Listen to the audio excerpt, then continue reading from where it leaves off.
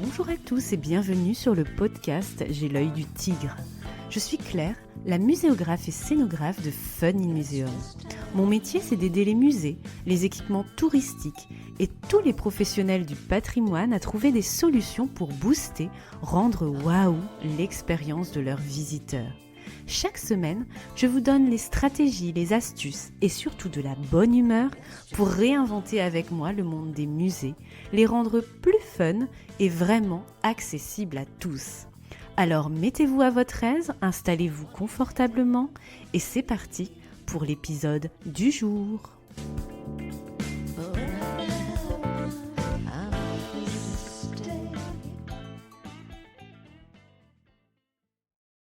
Bonjour et bienvenue dans un nouvel épisode Ready to Shine que je t'ai proposé depuis janvier 2022 et que tu as particulièrement apprécié. Souviens-toi, dans ces épisodes plus intimistes, je te tutoie. Le format Ready to Shine est une conversation en off avec moi sur un sujet touchy et délicat du secteur culturel dont on n'ose pas forcément parler. Pourtant, soulever le tapis est la meilleure voie pour s'épanouir, mieux briller et faire avancer le secteur et soi-même. Ce format est directement lié à mon activité de mentorat que j'exerce dans le milieu associatif auprès de femmes entrepreneuses, mais aussi depuis cet automne 2023 auprès des professionnels du secteur, des musées et du patrimoine, de tout statut et de tout niveau d'expérience, qui souhaitent booster leur carrière et leur bien-être avec des conseils personnalisés. Lors de ces sessions de mentorat qui durent environ 1 heure, je me sens utile et je fais ce que j'aime le plus, accompagner les autres. Dans ces épisodes Ready to Shine, nous avons abordé de nombreuses questions de fond. La question de la gratuité et de la valeur de nos emplois culturels en termes de rémunération, notre capacité à dire non, à garder la motivation, un kit de survie pour passer les concours, etc. Retrouve la playlist Ready to Shine complète dans la description de cet épisode.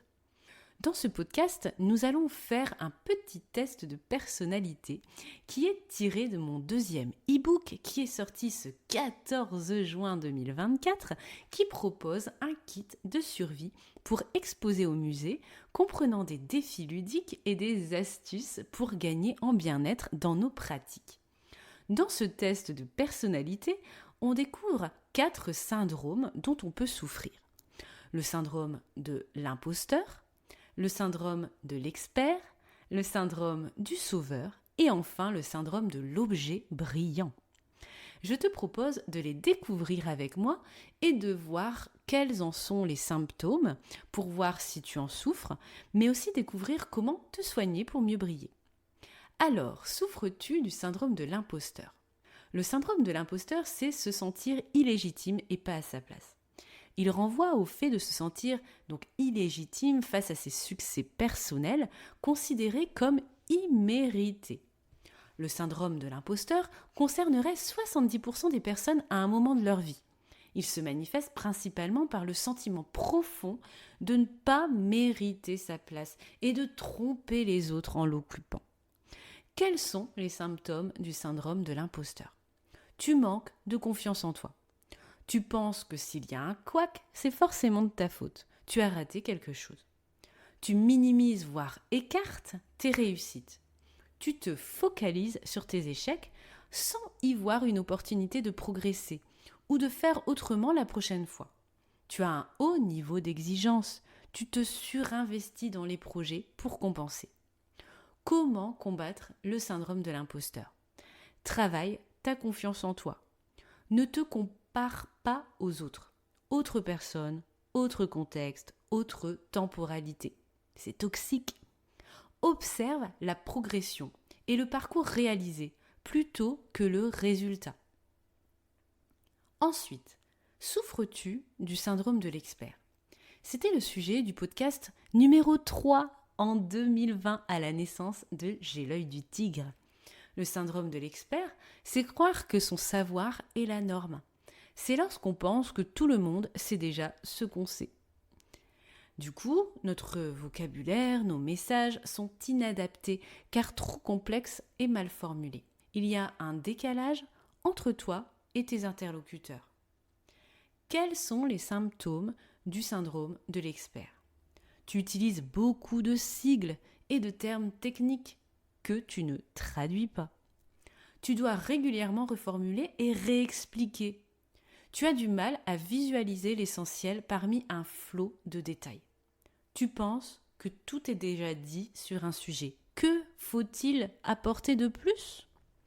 Comment combattre le syndrome de l'expert? Reviens à l'essentiel, ta cible, son profil et ses besoins. Garde l'esprit d'un débutant dans tes projets pour y puiser de la créativité et une envie de partager.